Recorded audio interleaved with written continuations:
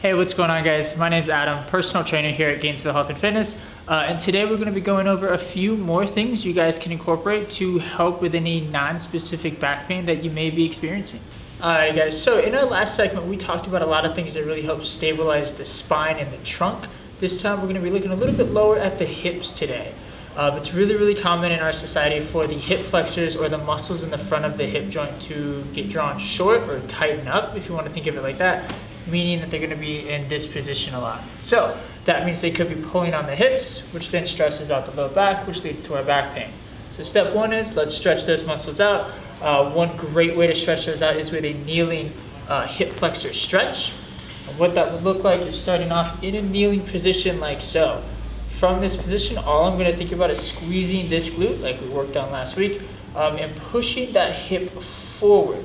I'm maintaining a nice tall posture here. I'm only really thinking about shifting my hips forward. I'll feel a stretch across the front of that hip. I'll hold it maybe 20 to 40 seconds, give or take. Come back, maybe 2 to 3 sets depending on how tight you are, if you're still feeling like it's loosening up each time.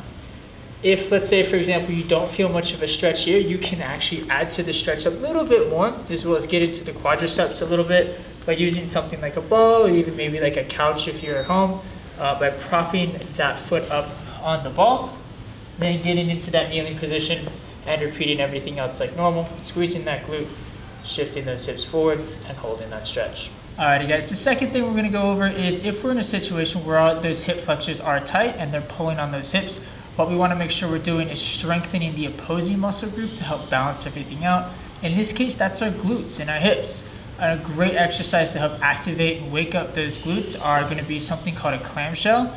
You can do these body weight or you can do them with a band, which is what I'm going to demonstrate today. So I'll take a resistance band. This is a shorter band.